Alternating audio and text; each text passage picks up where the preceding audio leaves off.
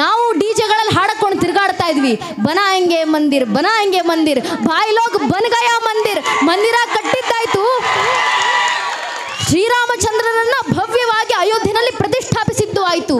ಆ ರಾಮ ಮಂದಿರದ ನಿರ್ಮಾಣಕ್ಕೆ ನಮ್ಮ ಪೂರ್ವಿಕರು ಕಂಡಂತ ಕನಸು ನಾವು ನೆನ್ಪಿಟ್ಕೊಳ್ಬೇಕು. ನನ್ನ ನೆಚ್ಚಿನ ಬಂಧುಗಳೇ, ಜಾತಿ ವ್ಯವಸ್ಥೆ ಮೀರಿ ಹಿಂದೂ ಸಮಾಜ ಬೆಳೀತಾ ಇದೆ ಅನ್ನೋದಕ್ಕೆ ಬಹಳ ದೊಡ್ಡ ಉದಾಹರಣೆ ರಾಮ ಮಂದಿರ.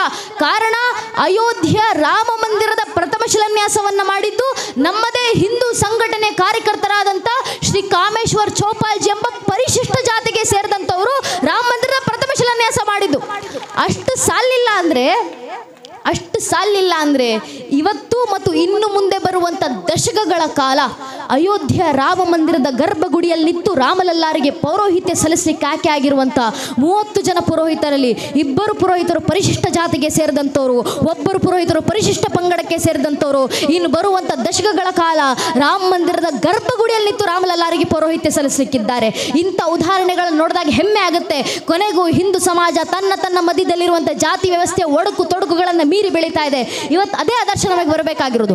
ಪೂಜನೆ ಸ್ವಾಮೀಜಿಯವರು ಮಾತಾಡ್ತಾ ಇರಬೇಕಾದ್ರೆ ಬಹಳ ಸ್ಪಷ್ಟವಾಗಿ ಉಲ್ಲೇಖ ಮಾಡಿದ್ರು, ಹಿಂದೂಗಳು ಜಾತಿಯನ್ನ ಬಿಟ್ಟು ಸಂಘಟಿತರಾಗಬೇಕು. ಯಾಕೆ ನಾವು ಎಷ್ಟೇ ಜಾತಿ ಅಂತ ಹೇಳ್ಕೊಂಡು ತಿರುಗಾಡಿದ್ರು ಧರ್ಮವೇ ಉಳಿಲಿಲ್ಲ ಅಂದಮೇಲೆ ಜಾತಿ ಎಲ್ಲಿಂದ ಉಳಿಬೇಕು?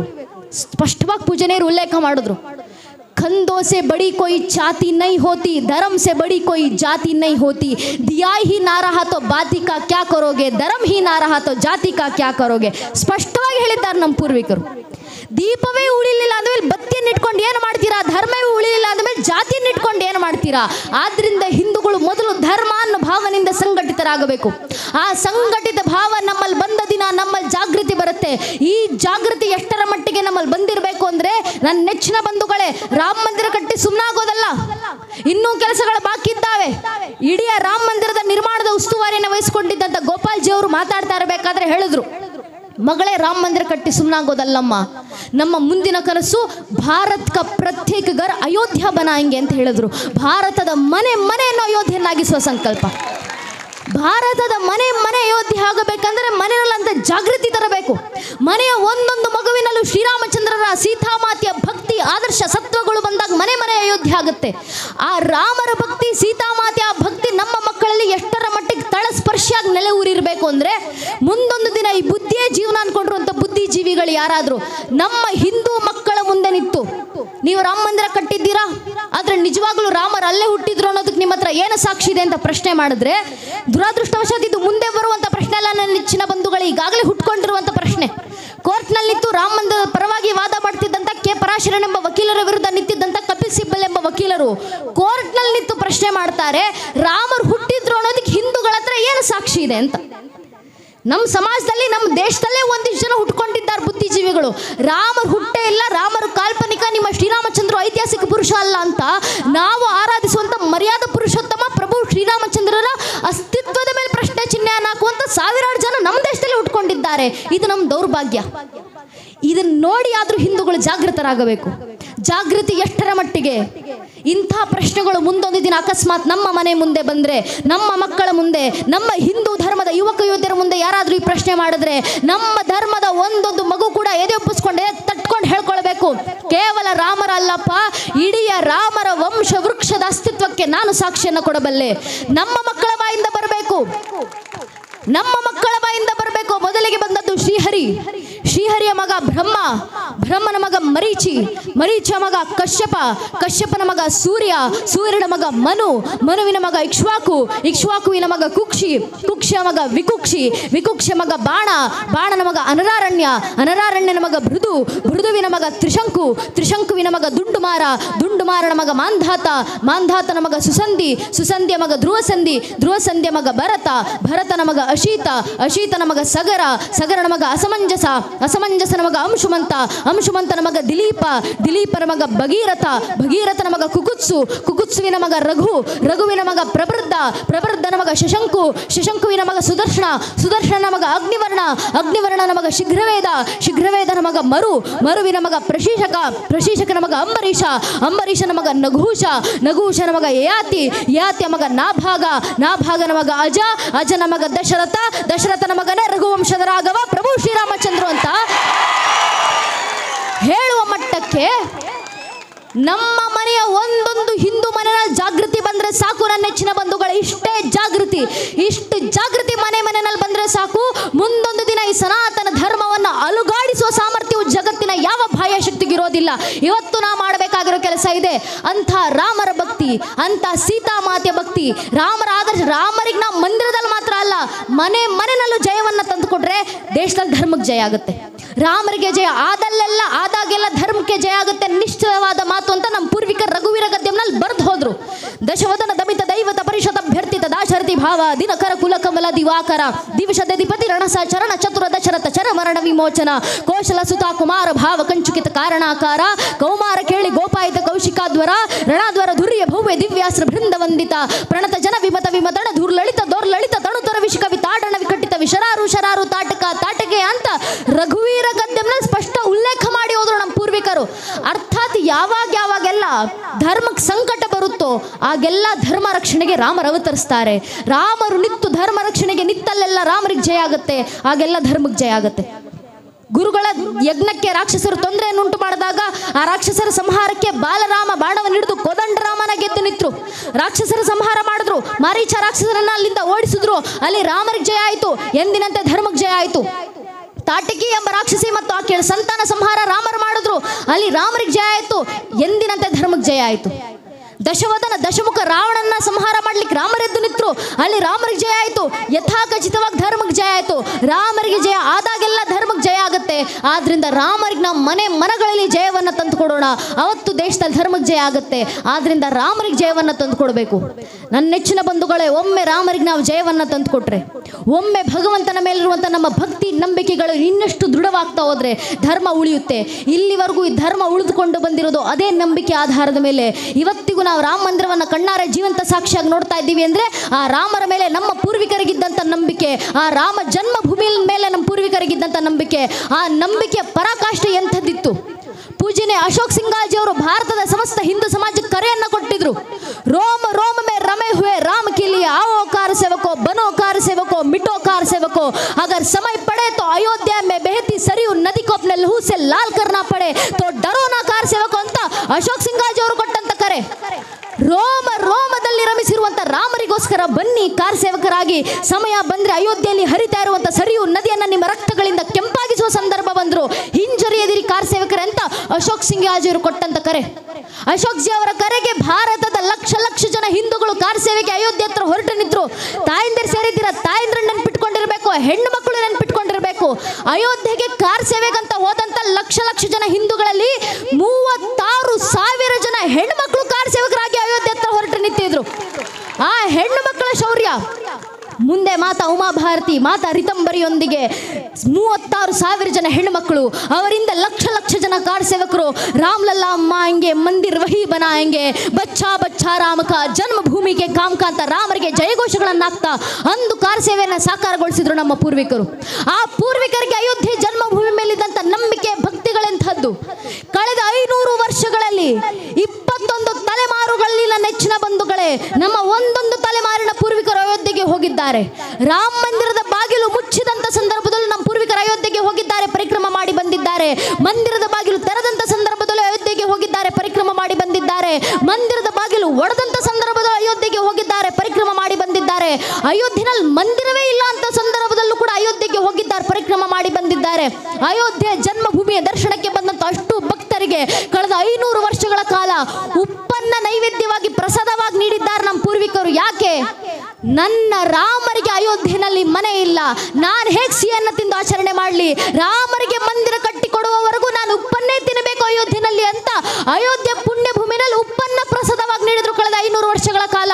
ಅಂಥ ಭಗೀರಥನಂತ ತಪಸ್ಸು ನಮ್ಮ ಪೂರ್ವಿಕರಲ್ಲಿದ್ದು, ಆ ನಮ್ಮ ಪೂರ್ವಿಕರ ಆ ಶ್ರಮಗಳ ಪ್ರತಿಫಲ ಇವತ್ತು ಧರ್ಮ ಉಳ್ಕೊಂಡು ಬಂದಿರೋದು ನಾವು ನೆನ್ಪಿಟ್ಕೊಳ್ಬೇಕು. ರಾಮ ಮಂದಿರ ಕಟ್ಟಿದ್ದೀವಿ, ಸಾಮಾನ್ಯ ವಿಚಾರ ಅಲ್ಲ. ನಾವು ಹಿಂದೂ ಅಂತ ಹೇಳ್ಕೊಂಡು ತಿರುಗಾಡ್ತೀವಿ, ಸಾಮಾನ್ಯ ವಿಚಾರ ಅಲ್ಲ. ಊರು ತುಂಬ ಕೇಸರಿ ತೋರಣಗಳನ್ನು ಕಟ್ಕೊಂಡು ತಿರುಗಾಡ್ತೀವಿ, ಸಾಮಾನ್ಯ ವಿಚಾರ ಅಲ್ಲ ನನ್ನ ನೆಚ್ಚಿನ ಬಂಧುಗಳೇ. ಕಾರಣ ಇದೇ ಸನಾತನ ಹಿಂದೂ ಧರ್ಮದ ನಾಶಕ್ಕೆ ನಮ್ಮ ಮೇಲೆ ಎಷ್ಟು ದಾಳಿಗಳಾದವು. ಇದೇ ಸನಾತನ ಹಿಂದೂ ಧರ್ಮದ ನಾಶಕ್ಕೆ ನಮ್ಮ ಮೇಲೆ 1,000ಕ್ಕೂ ಹೆಚ್ಚು ವರ್ಷ ನಿರಂತರ ಆಕ್ರಮಣಗಳಾದ್ವಲ್ಲ. ಈ 1,000ಕ್ಕೂ ಹೆಚ್ಚು ವರ್ಷಗಳು ಏನು ಮಹಾ ಅಂತ ನಾವು ಅಂದ್ಕೊಂಡ್ರೆ ಒಮ್ಮೆ ಇತಿಹಾಸದ ಪುಟಗಳನ್ನು ತಿರುವು ಹಾಕಿ ನೋಡಿದಾಗ ನಮ್ಗೆ ಅರ್ಥ ಆಗುತ್ತೆ. ಇದೇ ಜಗತ್ತಿನಲ್ಲೊಂದು ಜನಾಂಗ ಇತ್ತು, ಈಜಿಪ್ಷಿಯನ್ ಜನಾಂಗ. ಕೇವಲ 21 ವರ್ಷಗಳ ಕಾಲ ಒಂದೇ ಒಂದು ಪರೀಕ್ಷೆಯ ಜನಾಂಗಕ್ಕೆ ಇಡೀ ಈಜಿಪ್ಷಿಯನ್ ಜನಾಂಗ ಮಣ್ಣಲ್ಲಿ ಮಣ್ಣಾಗಿ ಹೋಯಿತು. ಟರ್ಕಿ ಕೇವಲ 14 ವರ್ಷದಲ್ಲಿ ಒಂದೇ ಒಂದು ದಾಳಿಗೆ ಇಡೀ ಟರ್ಕಿ ರಾಷ್ಟ್ರದಲ್ಲಿದ್ದಂಥ ಮೂಲ ಜನಾಂಗ ನಶಿಸಿ ಹೋಯಿತು. ಇರಾನ್ ಕೇವಲ 10 ವರ್ಷಗಳಲ್ಲಿ ಒಂದೇ ಒಂದು ದಾಳಿಗೆ ಇಡೀ ಇರಾನ್ ರಾಷ್ಟ್ರದಲ್ಲಿದ್ದಂಥ ಮೂಲ ಜನಾಂಗ ಅಳಿಸಿ ಹೋಯಿತು. ಯುರೋಪ್ ಕೇವಲ 48-49 ವರ್ಷಗಳಲ್ಲಿ ಒಂದೇ ಒಂದು ಜನಾಂಗದ ದಾಳಿಗೆ ಇಡೀ ಯುರೋಪ್ ಖಂಡದಲ್ಲಿದ್ದಂಥ ಮೂಲ ಜನಾಂಗ ನಶಿಸಿ ಹೋಯಿತು. ಆದ್ರೆ ನಮ್ಮ ಸನಾತನ ಧರ್ಮದ ಮೇಲೆ 40-50 ಅಲ್ಲ, 1000ಕ್ಕೂ ಹೆಚ್ಚು ವರ್ಷ ನಿರಂತರ ದಾಳಿ ಆಯ್ತಲ್ಲ. ಪ್ರಾಚೀನ ಅಂತ ಕರೆಸ್ಕೊಂಡಂತ 35 ಜನಾಂಗಗಳಿದು ಈ ಜಗತ್ತಿನಲ್ಲಿ. ಎಲ್ಲೋದ್ವು ಜನಾಂಗಗಳು? ಒಮ್ಮೆ ಯೋಚನೆ ಮಾಡಿ ನೋಡಿ ನನ್ನ ನೆಚ್ಚಿನ ಬಂಧುಗಳೇ. ಎಲ್ಲೋಯ್ತು ಬ್ಯಾಬಿಲೋನಿಯನ್ ಜನಾಂಗ? ಎಲ್ಲೋಯ್ತು ಮೆಸೊಪೊಟೇಮಿಯನ್ ಜನಾಂಗ? ಎಲ್ಲೋಯ್ತು ಜಗತ್ತಿನ ಮುಂದೆ ಪಿರಮಿಡ್ಗಳನ್ನು ಕಟ್ಟಿ ಮೆರೆದಂತ ಈಜಿಪ್ಷಿಯನ್ ಜನಾಂಗ? ಎಲ್ಲೋಯ್ತು ಜಗತ್ತಿನ ಆಳಲಿಕ್ಕೆ ಬಂದಂತ ಗ್ರೀಕ್ ಜನಾಂಗ? ಎಲ್ಲೋಯ್ತು ಜಗತ್ತಿಗೆ ಭಾಷಾಶಾಸ್ತ್ರವನ್ನು ಕಲಿಸಿಕೊಟ್ಟಂತ ಪರ್ಷಿಯನ್ ಜನಾಂಗ? ಜನಾಂಗಕ್ಕೆ ಜನಾಂಗವೇ ಇತಿಹಾಸದ ಪುಟಗಳಿಂದ ಅಳಿಸಿ ಹೋಗಿವೆ. ಪ್ರಾಚೀನ ಅಂತ ಕರೆಸ್ಕೊಂಡಂತ 35 ಜನಾಂಗಗಳು ಅಲ್ಪಾಯುಗಳಾಗಿ ಕಾಲಗರ್ವ ಸೇರಿದು. ನಮ್ಮ ಕಣ್ಣು ಮುಂದೆ ಕಣ್ಣು ತೆರೆದಂತ 100 ಮತಬಂಧಗಳು ಕಣ್ಮರೆ ಆದವು. ಆದರೆ ನಮ್ಮ ಸನಾತನ ಧರ್ಮದ ಮೇಲೆ ಕಳೆದ 1000ಕ್ಕೂ ಹೆಚ್ಚು ವರ್ಷಗಳ ಕಾಲ ನಮ್ಮ ಮೇಲೆ ದಾಳಿ ಮಾಡಿದವರು ಒಂದೆರಡು ಜನಾಂಗದವರಲ್ಲ, ಎಷ್ಟು ಜನಾಂಗಗಳು, ಎಷ್ಟು ಮತಬಂಧಗಳ ದಾಳಿ ಮಾಡಿದ್ವು. ಮೊಘಲರು ಬಂದರು, ತುರ್ಕರು ಬಂದರು, ಅರಬ್ಬರು ಬಂದರು, ಅಫ್ಘಾನರು ಬಂದರು, ಪೋರ್ಚುಗೀಸರು ಬಂದರು, ಡಚ್ಚರು ಬಂದರು, ಫ್ರೆಂಚರು ಬಂದರು, ಇಂಗ್ಲಿಷರು ಬಂದರು, ಶಕರು ಬಂದರು, ಹೂಡರು ಬಂದರು. ಇವರೆಲ್ಲರೂ ಬಂದು ನಮ್ಮ ಮೇಲೆ ದಾಳಿ ಮಾಡಿದ ನಂತರವೂ ಇವತ್ತಿಗೂ ಹಿಂದೂ ಸಮಾಜವಾಗಿ ಉಳ್ಕೊಂಡಿದೆ. ಹಿಂದೂಗಳಾಗಿ ಜೀವಂತವಾಗಿದ್ದೀವಿ. ನಮ್ಮ ಪೂರ್ವಿಕರ ಕ್ಷಾತ್ರ ತೇಜಸ್ಸು ಇವತ್ತಿಗೂ ಮನೆ ನಾವು ಶ್ಲೋಕಗಳನ್ನು ಹೇಳ್ತೀವಿ, ಭಗವತ್ ಮಾತಾಡ್ತೀವಿ, ಸಾಮಾನ್ಯ ವಿಚಾರಗಳನ್ನು ನೆಚ್ಚಿನ ಬಂಧುಗಳೇ ಯೋಚನೆ ಮಾಡಿ. 40-50 ವರ್ಷದ ದಾಳಿಗಳಿಗೆ ಜನಾಂಗವೇ ಅಳಿಸಿ ಹೋದ್ವು. ಆದರೆ ನಮ್ಮ ಮೇಲೆ 1000ಕ್ಕೂ ಹೆಚ್ಚು ವರ್ಷ ನಿರಂತರ ದಾಳಿ ಆದ ನಂತರವೂ ಲಕ್ಷಾಂತರ ವರ್ಷಗಳ ಹಿಂದೆ ಬರೆದಂಥ ಜಗತ್ತಿನಲ್ಲೇ ಪ್ರಥಮ ಪುಸ್ತಕ ಋಗ್ವೇದ, ಇಡೀ ಜಗತ್ತಿನ ಪ್ರಥಮ ಪುಸ್ತಕ, ಲಕ್ಷ ವರ್ಷಗಳ ಹಿಂದೆ ಬರೆದಂಥ ಋಗ್ವೇದ.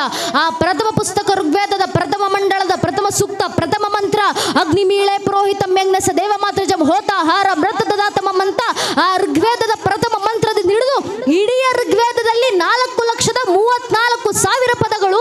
ಆ 4,36,000 ಪದಗಳಲ್ಲಿ ಒಂದೇ ಒಂದು ಪದ ಆಚೆ ಈಚೆ ಆಗದಿರೋ ಹಾಗೆ ಲಕ್ಷ ವರ್ಷಗಳಿಂದ ಹಾಗೆ ಉಳಿಸ್ಕೊಂಡು ಬಂದು 21ನೇ ಶತಮಾನದಲ್ಲಿ 2024ರಲ್ಲೂ ಒಂದೊಂದು ಹಿಂದೂ ಮನೆಯಲ್ಲೂ ವೇದ ಪಾರಾಯಣವನ್ನು ಮಾಡ್ತೀವಲ್ಲ.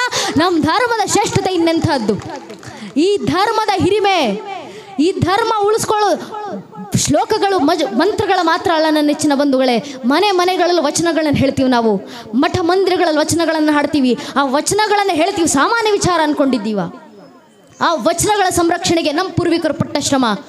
ಇಡೀ ಕಲ್ಯಾಣಕ್ಕೆ ಬೆಂಕಿ ಬಿತ್ತು. ಕಲ್ಯಾಣಕ್ಕೆ ಬೆಂಕಿ ಬೀಳೋಕ್ಕೂ ಮುಂಚೆ ಅಲ್ಲಮ್ಮ ಪ್ರಭುಗಳು ಕಲ್ಯಾಣದಲ್ಲಿ ನಿಂತು ಭವಿಷ್ಯವಾಣಿಯನ್ನು ನುಡಿದಿದ್ರು. ಅಲ್ಲಮ್ಮ ಪ್ರಭುಗಳು ಹೇಳ್ತಾರೆ, ಕೆಟ್ಟು ಹಾಳಾಗುವುದು ಕಲ್ಯಾಣ, ತೋರ್ಪಡಿಕೆ ದೊಂಬರಾಟ ಅತಿ ಆಗುವುದು. ಹೇಳುವವರು ನಿಜವಾದ ಗುರುವಾಗಲೆಂದು ಹೇಳರು, ಕೇಳುವವರು ಗುರುವಾಗಲೆಂದು ಕೇಳರು. ಆಚಾರ ವಿಚಾರ ಪ್ರಚಾರ ಇವೆಲ್ಲವೂ ನಿಜವಾಗದೆ ಬರೀ ನಟನೆಯಾಗಿ ಸಮರ್ಥಿಯಾಗದೆ ವಿಪರೀತವಾಗಿ ಶಿವಸಂತಾನವಾಗದೆ ಶನಿ ಪೀಳಿಗೆಯಾಗಿ ತೊಡೆ ತುಂಬುತ್ತದೆ. ಎದೆ ಹತ್ತಿ ಕೊರಳ ಬೆತ್ತಿ ಶಿವಾಚಾರದ ಮೇರೆ ಮೀರಿ ಬಿಜ್ಜಳನ ಪ್ರಾಣಕ್ಕೆರವಾಗುತ್ತದೆ. ಅನ್ಯತ ಆಚರಿಸುವವರು ಭ್ರಷ್ಟರಾಗುವರು, ವಿಚಾರ ವಿಮರ್ಶೆಗಳು ಗಡಿಪಾರಾಗುವರು, ಅವಿಚಾರ ಕರ್ಮಟತೆಗೆ ಗೋಪುರ ಕಟ್ಟುವರು. ಮೇಲು ಕೀಳೆಂಬುದು ಅತಿ ಹೆಚ್ಚಾಗಿ ಮೇಲಿನವರು ಕೆಳಗಿನವರನ್ನ ತಮ್ಮ ಕಾಲ್ತುಳಿತಕ್ಕೆ ತೊಟ್ಟು ಮಾಡಿಕೊಂಡು, ಅಧಿಕಾರಕ್ಕೆ ಗದ್ದುಗೆ ಮಾಡಿಕೊಂಡು, ಐಶ್ವರ್ಯಕ್ಕೆ ಕಮ್ಮಟ ಮಾಡಿಕೊಂಡು, ಕಾಮಭೋಗಕ್ಕೆ ಅಂತಃಪುರ ಮಾಡಿಕೊಂಡು, ಗುರುಗಳ ಎಂಜಲೆ ವೇದ ಬಿಂದುವೆಂದು, ರಾಜನ ತಲೆಯೇ ವಜ್ರ ವೈಡೂರ್ಯವೆಂದು, ಜನರ ಬುದ್ಧಿ ಬರೀ ಮಣ್ಣೆಂದು ಸರ್ವನಾಶವಾಗುವುದು ಗುಹೇಶ್ವರ ಅಂತ ಅಲ್ಲಮ್ಮ ಪ್ರಭುಗಳು ಭವಿಷ್ಯವಾಣಿಯನ್ನು ನುಡಿದು ಕಲ್ಯಾಣವನ್ನು ಬಿಟ್ಟು ಹೊರಟರು. ಮುಂದೆ ಅಲ್ಲಮ್ಮ ಪ್ರಭುಗಳು ಭವಿಷ್ಯವಾಣಿ ನುಡಿದಂತೆ ಮುಂದೊಂದು ದಿನ ಕಲ್ಯಾಣಕ್ಕೆ ಬೆಂಕಿ ಬಿತ್ತು. ಆದರೆ ನಾವು ನೆನಪಿಸ್ಕೊಳ್ಬೇಕು, ಇಡೀ ಕಲ್ಯಾಣಕ್ಕೆ ಬೆಂಕಿ ಬಿದ್ದಾಗ ಅಲ್ಲಿದ್ದಂಥ ಯಾರೊಬ್ಬ ಶರಣರು ಕೂಡ ಮನೆಯಲ್ಲಿಟ್ಟಿದ್ದಂಥ ಚಿನ್ನ ವಜ್ರ ವೈಡೂರ್ಯ ಸಂಪತ್ತನ್ನು ಉಳಿಸ್ಕೊಂಡು ಬರ್ಲಿಕ್ಕೆ ಹೋಗಲಿಲ್ಲ. ಇಡೀ ಕಲ್ಯಾಣಕ್ಕೆ ಬೆಂಕಿ ಬಿದ್ದು ಇಡೀ ಕಲ್ಯಾಣ ಹೊತ್ತಿ ಉರಿತಾ ಇರಬೇಕಾದ್ರೆ ಅಲ್ಲಿದ್ದಂಥ ಒಬ್ಬೊಬ್ಬ ಶರಣರು, ಮಡಿವಾಳ ಮಾಚಿದೇವರಂತ, ನೀಲಾಂಬಿಕೆ, ಗಂಗಾಂಬಿಕೆ ಅಂತ ಎಲ್ಲ ಶರಣರು ಕೈಗೆ ಸಿಕ್ಕಿದಂಥ ವಚನಗಳ ತಾಳೆಗರಿಗಳನ್ನು ಹಿಡಿದು ಓಡೋಡಿ ಬಂದರು. ಏನಕ್ಕೆ? ಜಗತ್ತಿನಲ್ಲಿ ಏನು ಸುಟ್ಟು ನಾಶ ಆದ್ರೂ ಪರವಾಗಿಲ್ಲ, ಈ ಧರ್ಮ ಸುಡುವಂತಿಲ್ಲ, ಈ ಧರ್ಮದ ಜ್ಞಾನ ನಾಶವಾಗುವಂತಿಲ್ಲ ಅಂತ. ನಮ್ಮ ಪೂರ್ವಿಕರಲ್ಲಿ ಈ ಧರ್ಮ ಉಳಿಸಿಕೊಳ್ಳಲೇಬೇಕು ಅಂತ ಧರ್ಮದ ಉಳಿವಿಗಿದ್ದಂಥ ತುಡಿತ ಇದೇ ಭಾಗದಲ್ಲಿ ನಿಜಾಮರ ದಾಳಿ ಆದಾಗ, ರಜಾಕರ ದಾಳಿ ಆದಾಗ ನಮ್ಮ ಪೂರ್ವಿಕರ ಕತ್ತಿನ ಮೇಲೆ ಕತ್ತಿಯನ್ನ ಇಟ್ಟು ನಮ್ಮ ಪೂರ್ವಿಕರಿಗೆ ಆ ರಜಾಕರು, ಆ ನಿಜಾಮರು ಆಯ್ಕೆಗಳನ್ನು ಕೊಟ್ಟಿದ್ರು. ಏನಂತ ಆಯ್ಕೆ? ಒಂದು ಈ ಕ್ಷಣ ನಿನ್ನ ಧರ್ಮವನ್ನು ಬಿಟ್ಟು ಮತಾಂತರ ಆಗು, ಇಲ್ಲ ಇದೇ ಕ್ಷಣ ನಿನ್ನ ಪ್ರಾಣ ತೆಗಿತೀವಿ. ಆ ಕತ್ತಿನ ಅಂಚಿನಲ್ಲಿ ಜೀವ ಬೆದರಿಕೆನಲ್ಲಿತ್ತಿದಂತ ನಮ್ಮೆಲ್ಲರ ಪೂರ್ವಿಕರ ಬಾಯಿಂದ ಬಂದಿದ್ದು ಒಂದೇ ಒಂದು ಉತ್ತರ, ಅದು ಬೇಕಾದ್ರೆ ಪ್ರಾಣ ಬಿಡ್ತೀನಿ ಆದ್ರೆ ಧರ್ಮ ಬಿಡೋದಿಲ್ಲ ಅಂತ ನಮ್ಮ ಪೂರ್ವಿಕರ ಬಾಯಿಂದ ಬಂದಂತ ಉತ್ತರ. ನಮ್ಮ ಪೂರ್ವಿಕರ ಆ ಕ್ಷತ್ರ ತೇಜಸ್ಸಿನ ಪ್ರತಿಫಲ ಇವತ್ತು ನಾವುಗಳು ಹಿಂದೂಗಳಾಗಿ ಓಡಾಡ್ತಾ ಇದ್ದೀವಿ. ನಮ್ಮನ್ನು ನಾವು ಹಿಂದೂ ಅಂತ ಹೇಳ್ಕೊಂಡು ತಿರುಗಾಡ್ತಾ ಇದ್ವಿ. ನಮ್ಮ ಆ ಪೂರ್ವಿಕರ ಶ್ರಮಗಳು ವ್ಯರ್ಥ ಆಗುವಂತಿಲ್ಲ ನನ್ನ ನೆಚ್ಚಿನ ಬಂಧುಗಳೇ. ಯಾವ ಭಾವಿ ಪೀಳಿಗೆ ಉತ್ಕರ್ಷೆ ಮೇರೆಗೆ ಭಾರತ ವರ್ಷ ಮತ್ತೊಮ್ಮೆ ಭವ್ಯವಾಗಿ ಮೈ ತಿಳಿಯುತ್ತೋ ಆಸೆ ಆಕಾಂಕ್ಷೆಗಳನ್ನ ನಮ್ಮ ಪೂರ್ವಿಕರು ಹೊತ್ತಿದ್ರು. ಆ ಭಾವಿ ಪೀಳಿಗೆಗಳು ನಾವುಗಳೇ. ವೇದೋಪನಿಷತ್ತು ವಚನಗಳ ಉತ್ತರಾಧಿಕಾರಿಗಳು ನಾವುಗಳೇ. ಸನಾತನ ಧರ್ಮದ ವಾರಸುದಾರರು ನಾವುಗಳೇ. ನಾವಲ್ಲದೆ ಈ ಧರ್ಮ ರಕ್ಷಣೆ ಇನ್ಯಾರು ಮಾಡಬೇಕು? ಆದ್ರಿಂದ ನಾವು ನೆನಪಿನಲ್ಲಿ ಇಟ್ಕೊಳ್ಬೇಕು ನನ್ನ ನೆಚ್ಚಿನ ಬಂಧುಗಳೇ, ಇಷ್ಟು ವರ್ಷಗಳ ಕಾಲ ನಮ್ಮ ಪೂರ್ವಿಕರು ಉಳಿಸಿಕೊಂಡು ಬಂದಂತ ಈ ಧರ್ಮವನ್ನ ಉಳಿಸಿ ಮುಂದಿನ ಪೀಳಿಗೆ ಕೊಡುವಂತ ಜವಾಬ್ದಾರಿ ಯಾರ ಹೆಗಲ ಮೇಲಿದೆ ಅಂದ್ರೆ ಅದು ನಮ್ಮ ಹೆಗಲ ಮೇಲಿದೆ. ನಾವೇ ಆ ಹೊಣೆಗಾರಿಕೆಯನ್ನು ವಹಿಸ್ಕೊಳ್ಬೇಕು, ನಾವೇ ಆ ಕೆಲಸವನ್ನ ಮಾಡಬೇಕು. ಮತ್ತು ಒಂದಂತೂ ಸತ್ಯ, ಪೂಜ್ಯನಿಯರು ಮಾತಾಡ್ತಾ ಇರಬೇಕಾದ್ರೆ ಹೇಳಿದ್ರು, ಮನೆಯ ಒಂದೊಂದು ಮಗುವಿಗೂ ಸಂಸ್ಕಾರ ಕೊಡುವಂಥ ಅವಶ್ಯಕತೆ ಇದೆ. ದೇಶದಲ್ಲಿ ಸಂಸ್ಕಾರ ಬೆಳಿಬೇಕು ಮತ್ತೊಮ್ಮೆ. ಅಂತಹ ಸಂಸ್ಕಾರವನ್ನು ಮನೆಯಲ್ಲಿ ಮಕ್ಕಳಿಗೆ ಕೊಡುವಂಥ ಕಾರ್ಯ, ಧರ್ಮ ಉಳಿಸುವಂಥ ಕಾರ್ಯ ಯಾರಿಂದಾದರೂ ಸಾಧ್ಯ ಆದರೆ ಅದು ತಾಯಂದ್ರಿಂದ ಮಾತ್ರ ಸಾಧ್ಯ ಆಗೋದು. ಇನ್ಯಾರೂ ಮಾಡ್ಲಿಕ್ಕೆ ಸಾಧ್ಯ ಇಲ್ಲ. ಯಾಕೆ ತಾಯಂದ್ರಿಂದ ಮಾತ್ರ ಆಗೋದು? ತಾಯಿಂದ್ರೆ ಮಕ್ಕಳಿಗೆ ಸಂಸ್ಕಾರ ಕೊಡುವಂಥ ಸಾಮರ್ಥ್ಯ ಇರೋದು. ನಾನು ಹೇಳ್ತಾ ಇರೋದಲ್ಲ, ಶ್ರೀಕೃಷ್ಣ ಪರಮಾತ್ಮ ಹೇಳಿರುವಂಥ ಮಾತು. ಇಡೀ ಮಹಾಭಾರತದ ಕುರುಕ್ಷೇತ್ರ ಯುದ್ಧ ಮುಗಿದ ನಂತರ ತನ್ನ ಅಷ್ಟು ಜನ ಮಕ್ಕಳನ್ನು ಕಳ್ಕೊಂಡಿದ್ದ ಗಾಂಧಾರಿ ತಾಯಿ ಕಣ್ಣೀರಿಡ್ತಾ ಬಂದು ಕೃಷ್ಣನ ಮುಂದೆ ಕೂತ್ಕೊಂತಾರೆ. ಅದೇ ಸಮಯಕ್ಕೆ ಯುದ್ಧ ಗೆದ್ದು ಬಂದ ಪಾಂಡವರ ತಾಯಿ ಕುಂತಿ ತನ್ನ ಮಕ್ಕಳೊಂದಿಗೆ ಬಂದು ಗಾಂಧಾರಿ ತಾಯಿ ಎದುರುಗಡೆ ಕೂತ್ಕೊಂತಾರೆ. ಮಧ್ಯದಲ್ಲಿ ಶ್ರೀಕೃಷ್ಣ ಪರಮಾತ್ಮ ನಿಂತಿದ್ದಾರೆ. ಗಾಂಧಾರಿ ತಾಯಿ ಮಕ್ಕಳನ್ನು ಕಳ್ಕೊಂಡ ದುಃಖದಲ್ಲಿ, ಯುದ್ಧ ಸೋತಂತ ಕೋಪದಲ್ಲಿ ಕಣ್ಣೀರಿಡ್ತಾ ಮುಷ್ಟಿ ಬಿಗಿ ಹಿಡಿದು ಗಟ್ಟಿದ ಮನೆಯಲ್ಲಿ ಕೃಷ್ಣನಿಗೆ ಪ್ರಶ್ನೆ ಮಾಡ್ತಾರೆ, ಕೃಷ್ಣ ಹೇಳು, ನನಗೆ ಯಾಕಿಂತ ಅನ್ಯಾಯ ಮಾಡಿದೆ? ಕೃಷ್ಣನಿಗೆ ಅರ್ಥ ಆಗೋದಿಲ್ಲ. ತಕ್ಷಣ ಗಾಂಧಾರಿ ತಾಯಿ ಉತ್ತರ ಕೊಟ್ಟರು, ಇಲ್ಲಪ್ಪ, ಜಗತ್ತಿನ ಮೋಸಗಾರ ಅಂತ ಕರಿಬೋದು, ಜಗತ್ತಿನ ಸುಳ್ಳುಗಾರ ಅಂತ ಕರಿಬೋದು, ಆದರೆ ನನಗೆ ಮಾತ್ರ ಸ್ಪಷ್ಟವಾಗಿ ಗೊತ್ತು ನೀನೇ ಭಗವಂತ. ಈಗ ಹೇಳಿ, ನನಗೆ ಯಾಕಿಂತ ಅನ್ಯಾಯ ಮಾಡಿದೆ? ನಾನೇ ನಿಂಗೆ ಕಲ್ಲು ಮಣ್ಣಂತ ಪೂಜೆ ಮಾಡಿದ್ನ? ಕುಂತಿ ಮಾತ್ರ ಹೂ ಹಣ್ಣುಗಳಲ್ಲಿ ಪೂಜೆ ಮಾಡಿದ್ಲ? ಇಲ್ಲ ತಾನೆ, ನಾನು ನಿನಗೆ ಹೂ ಹಣ್ಣುಗಳಲ್ಲೇ ಪೂಜೆ ಸಲ್ಲಿಸಿದ್ನಪ್ಪ. ಅದರಲ್ಲೂ ನಾನು ಮಹಾರಾಣಿಯಾಗಿದ್ದೆ, ಇನ್ನು ವೈಭೋಗದಿಂದ ನಿನ್ನನ್ನು ಆರಾಧಿಸ್ದೆ. ಆದರೂ ಕೂಡ ನನಗ್ಯಾಕಿಂತ ಅನ್ಯಾಯ ಮಾಡಿದೆ? ನನಗೆ ಮಾತ್ರ ಇಷ್ಟು ಕೆಟ್ಟ ಮಕ್ಕಳನ್ನೇನು ಕೊಟ್ಟೆ, ಕುಂತಿಗೆ ಮಾತ್ರ ಅಷ್ಟು ಒಳ್ಳೆ ಮಕ್ಕಳನ್ನೇನು ಕೊಟ್ಟೆ? ಏನಕ್ಕಿಂತ ಅನ್ಯಾಯ ಮಾಡಿದೆ? ಉತ್ತರ ಕೊಡು ಅಂತ ಗಾಂಧಾರಿ ತಾಯಿ ಕಣ್ಣೀರಿಡ್ತಾ ಕೃಷ್ಣನ ಮುಂದೆ ಪ್ರಶ್ನೆ ಮಾಡಿದಾಗ ಶ್ರೀಕೃಷ್ಣ ಪರಮಾತ್ಮ ನಸುನಕ್ಕು ಗಾಂಧಾರಿ ತಾಯಿಗೆ ಉತ್ತರ ಕೊಟ್ಟರು. ಅಮ್ಮ ಗಾಂಧಾರಿ ತಾಯಿ, ಆಗ್ಲಿಂದ ನಾನು ನಿನ್ಗೆ ಅನ್ಯಾಯ ಮಾಡಿದೆ ಅಂತ ಕಣ್ಣೀರಿಡ್ತಾ ಇದ್ದೆಲ್ಲ, ನೀನೇ ಯೋಚನೆ ಮಾಡಮ್ಮ. ನಿನ್ನ ಮಕ್ಕಳಲ್ಲೂ ಕುಂತಿಯ ಮಕ್ಕಳಲ್ಲಿ ಏನು ಮಹಾ ವ್ಯತ್ಯಾಸ ಇತ್ತು? ನಿನ್ನ ಮಕ್ಕಳು ಕುಂತಿಯ ಮಕ್ಕಳು ಇಬ್ಬರು ಒಂದೇ ವಂಶಕ್ಕೆ ಸೇರಿದವರು.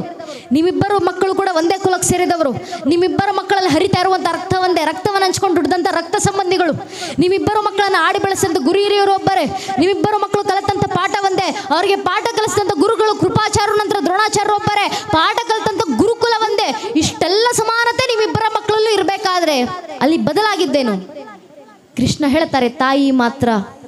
ನೀನು ಗಾಂಧಾರಿ ತಾಯಿ ನಿನ್ನ ಪತಿಯ ಮನೆಗೆ ಬಂದು ಕೂಡಲೇ, ಅರೆ ನನ್ನ ಪತಿಗಿರೋ ಸೌಭಾಗ್ಯ ನನಗೆ ಯಾಕೆ ಬೇಕು ಅಂತ ಕಣ್ಣಿಗೆ ಬಟ್ಟೆ ಕಟ್ಕೊಂಡೆ ಸರಿ, ಆದರೆ ಮಕ್ಕಳು ಜನಿಸಿದ ನಂತರವೂ ಕಣ್ಣಿಗೆ ಕಟ್ಟಿದಂಥ ಬಟ್ಟೆ ನೀನು ತೆಗಿಲಿಲ್ಲ. ಅರ್ಥಾತ್ ನೀನಾವತ್ತು ಕಣ್ಣಿಗೆ ಬಟ್ಟೆ ಕಟ್ಕೊಂಡು ನೋಡೋದನ್ನು ನಿಲ್ಲಿಸ್ತೋ, ಅವತ್ತಿನ ದಿನದಿಂದ ನಿನ್ನ ಮಕ್ಕಳು ನೋಡಬಾರ್ದನ್ನ ನೋಡಿದ್ರು, ಮಾಡಬಾರ್ದನ್ನ ಮಾಡಿದ್ರು, ಯಾರ ಜೊತೆ ಸೇರಬಾರ್ದು ಅಂಥವ್ರ ಜೊತೆನೇ ಸೇರಿದ್ರು. ಆದರೆ ಇನ್ನೊಂದು ಕಡೆ ಕುಂತಿ ತಾಯಿ ತನ್ನ ಪತಿ ತೀರಿಕೊಂಡ ನಂತರ ಮಕ್ಕಳಿಗೆ ತಾಯಿ ಸ್ಥಾನದಲ್ಲಿ ಮಾತ್ರವಲ್ಲ, ತಂದೆ ಸ್ಥಾನದಲ್ಲಿ ನಿಂತ್ಕೊಂಡು ಕಣ್ಣಿಗೆ ಎಣ್ಣೆ ಬಿಟ್ಕೊಂಡು ತನ್ನ ಮಕ್ಕಳನ್ನ ನೋಡ್ಕೊಂಡ್ಲಮ್ಮ. ಅದಕ್ಕೆ ಕುಂತಿ ಮೊದಲನೇ ಮಗು ಯುಧಿಷ್ಠಿರ. ಬಹುಶಃ ಇವತ್ತಿಗೂ ಯುಧಿಷ್ಠಿರ ಅಂದರೆ ನಮಗೆ ನೆನಪಾಗ್ತಾರೋ ಇಲ್ವೋ, ಆದರೆ ಧರ್ಮರಾಯ ಅಂದ ಕೂಡಲೇ ನೆನಪಾಗ್ತಾರೆ. ಅಂದರೆ ಪುಣ್ಯಾತ್ಮ ನಡೆದಂಥ ಹಾದೆಷ್ಟು ಪವಿತ್ರವಾದದ್ದು, ಧರ್ಮದಿಂದಲೇ ಹೆಸರುವಾಸಿ ಆದರೂ ಅದಕ್ಕೆ ಅವರ ಹಿಂದೆ ಬಂದಂಥ ತಮ್ಮಂದಿರು ಅದೇ ಶ್ರೇಷ್ಠ ಹಾದಿನಲ್ಲಿ ಬೆಳೆದು ಬಂದರು ಅಂತ ಒಬ್ಬ ತಾಯಿ ತಂದಂಥ ವ್ಯತ್ಯಾಸ ನೋಡಿ. ಶ್ರೀಕೃಷ್ಣ ಪರಮಾತ್ಮ ಮಹಾಭಾರತದಲ್ಲಿ ನಮ್ಗೆ ನೀಡೋದಂಥ ಅದ್ಭುತ ದೃಷ್ಟಾಂತ. ಒಬ್ಬ ತಾಯಿ ಗಾಂಧಾರಿ ಮಕ್ಕಳಿಗೆ ಸರಿಯಾದ ಸಂಸ್ಕಾರ ನೀಡಲಿಲ್ಲ, ಪರಿಣಾಮ ಧರ್ಮ ಯುದ್ಧ ರಚನೆ ಆಯಿತು. ಲಕ್ಷಾಂತರ ಜನರ ಬಳಿ 18 ಅಕ್ಷೋಣಿ ಸೇನೆಗಳ ನಿರ್ಣಾಮ. ಇನ್ನೊಂದು ಕಡೆ ಒಬ್ಬ ಕುಂತಿ ತಾಯಿ ನಿತ್ತು ಮಕ್ಕಳಿಗೆ ಸರಿಯಾದ ಸಂಸ್ಕಾರ ಕೊಟ್ಟಂತ ಕಾರಣ ಅದೇ ಜಾಗದಲ್ಲಿ ಕೃಷ್ಣರ ದಯೆಯಿಂದ ಪಾಂಡು ಮಕ್ಕಳ ಕೈಯಿಂದ ಮತ್ತೊಮ್ಮೆ ಧರ್ಮ ಸ್ಥಾಪನೆ ಆಯಿತು. ಈ ಉದಾಹರಣೆ ಬಹಳ ಹಿಂದೆ ಬೇಡ ನನ್ನ ನೆಚ್ಚಿನ ಬಂಧುಗಳೇ, ಇದೇ ಒಂದಿಷ್ಟು ಶತಮಾನಗಳ ಹಿಂದೆ ಒಬ್ಬ ತಾಯಿ ಜೀಜಾಬಾಯಿ ಏನಾದ್ರು ಧರ್ಮಾದೇಶ ಕಟ್ಕೊಂಡು ನನಗೇನಾಗಬೇಕು, ನನ್ನ ಮಗ ಜೀವನದಲ್ಲಿ ಸುಖವಾಗಿ ಬದುಕಿದ್ರೆ ಸಾಕಲ್ವಾ ಅಂತ ಒಬ್ಬ ತಾಯಿ ಜೀಜಾಬಾಯಿ ಸ್ವಾರ್ಥದ ಬಗ್ಗೆ ಯೋಚನೆ ಮಾಡಿದ್ರೆ ಇವತ್ತು ನಮ್ಮ ಪರಿಸ್ಥಿತಿ ಏನಾಗಿರಬೇಕು ಹಿಂದೂ ಸಮಾಜದ್ದು? ಒಬ್ಬ ತಾಯಿ ಜೀಜಾಬಾಯಿ ಮಗನಿಗೆ ಧಾರ್ಮಿಕತೆ ಸಂಸ್ಕಾರವನ್ನು ತುಂಬಿಸಿರಲಿಲ್ಲ ಅಂದಿದ್ರೆ ಇವತ್ತು ಉತ್ತರದ ಆದಿಲ್ಶಾಹಿ, ದಕ್ಷಿಣದಲ್ಲಿ ಮೊಘಲಶಾಹಿ, ಅದರ ಆಚೆ ಈಚೆ ಇಮಾಮಶಾಹಿ, ಬರ್ದಶಾಹಿ, ಕುತುಬ್ಶಾಹಿ, ಅಯೋಧ್ಯೆಯಲ್ಲಿ ನವಾಬ, ಬಂಗಾಳದಲ್ಲಿ ನವಾಬ, ಗೋವಾದಲ್ಲಿ ಪೋರ್ಚುಗೀಸರು, ತಮಿಳುನಾಡ ಡಚ್ಚರು, ಪಕ್ಕದಲ್ಲೇ ಫ್ರೆಂಚರು ಇದ್ದು ಜಗತ್ತಿನ ಎಲ್ಲ ಮತಪಂಥಗಳು ಜನಾಂಗಗಳು ಸನಾತನ ಧರ್ಮದ ನಾಶಕ್ಕೆ ಸಿದ್ಧವಾಗಿ ನಿಂತಿದ್ದಾಗ ಒಬ್ಬ ತಾಯಿ ಜೀಜಾಬಾಯಿ ಶಿವನೇರಿಯ ಕೋಟೆಗಳಿಂದ ಛತ್ರಪತಿ ಶಿವಾಜಿ ಮಹಾರಾಜರನ್ನ ತಯಾರು ಮಾಡಿ ಧರ್ಮ ರಕ್ಷಣೆ ಕಳಿಸಿಕೊಟ್ರು. ಆ ತಾಯಿ ಜೀಜಾಬಾಯಿ ಮಗನಿಗೆ ಕೊಟ್ಟಂತ ಸಂಸ್ಕಾರ, ತಾಯಿ ಜೀಜಾಬಾಯಿ ಮನೆಯಲ್ಲಿದ್ದಂತ ಮಗನನ್ನ ಕೂರಿಸ್ಕೊಂಡು ಮಗು ನೀನು ದೊಡ್ಡವನಾದ ಮೇಲೆ ಮಹಾರಾಜನಾಗಿ ಸುಖ ಸಂಪತ್ತಿಗೆ ನಾನು ಬದುಕಬೇಕಪ್ಪ ಅಂತ ಎಂದಿಗೂ ಹೇಳಲಿಲ್ಲ. ಮನೆಯಲ್ಲಿದ್ದಂತ ಬಾಲ ಶಿವಾಜಿಯನ್ನ ಕೂರಿಸ್ಕೊಂಡು ತಾಯಿ ಜೀಜಾಬಾಯಿ ಕನಸು ಕಟ್ಟಿ ಕೊಡ್ತಾರೆ. ಮಗು ಶಿವ, ನಿನ್ನ ಜೀವನದ ಕನಸಾಗಬೇಕು. ಯಾವುದು ಕನಸು? ನಿನ್ನ ದೇಹದ ನರ ನಾಡಿಗಳನ್ನ ಬತ್ತಿಯೊಂತೊಸೆದು ರಕ್ತದ ದೀಪವನ್ನು ಸನಾತನ ಹಿಂದೂ ಧರ್ಮದ ಧರ್ಮೋದ್ಧಾರಕ ಚಿಡೋದೇ ನಿನ್ನ ಜೀವನದ ಅಂತಿಮ ಕನಸಾಗಬೇಕಂತ ತಾಯಿ ಜೀಜಾಬಾಯಿ ಮಗನಿಗೆ ಕಟ್ಟಿಕೊಟ್ಟಂತ ಕನಸು. ಅಂತ ಕನಸನ್ನ ತಾಯಿ ಕೊಟ್ಟಿದ್ರಿಂದ ಶಿವಾಜಿ ಮಹಾರಾಜ ಶ್ರಮದ ಪ್ರತಿಫಲವಾಗಿ ಇವತ್ತು ನಮ್ಮ ಧರ್ಮ ಉಳ್ಕೊಂಡಿದೆ. ಇಲ್ಲಿರುವಂತ ಒಬ್ಬೊಬ್ಬ ತಾಯಂದ್ರಲ್ಲದು ಅಂಥದ್ದೇ ಸಾಮರ್ಥ್ಯ ಇದೆ. ಒಬ್ಬೊಬ್ಬ ತಾಯಂದ್ರ ಮನಸ್ಸು ಮಾಡಿದ್ರೆ ಮನೆನ ಛತ್ರಪತಿ ಶಿವಾಜಿ ಮಹಾರಾಜ್ ಹುಟ್ಟು ಬರಬೇಕಂದ್ರೆ ಮನೆಯಲ್ಲಿರುವಂಥ ಒಬ್ಬೊಬ್ಬ ತಾಯಿ ಜೀಜಾಬಾಯಿ ಆಗಬೇಕು. ಮನೆ ಅಯೋಧ್ಯೆ ಆಗಬೇಕಂದ್ರೆ ಮನೆಯಲ್ಲಿರುವಂಥ ಒಬ್ಬೊಬ್ಬ ತಾಯಿ ಕೌಶಲ್ಯ ಆದಾಗ ಮಾತ್ರ ಅದು ಸಾಧ್ಯ ಆಗೋದು.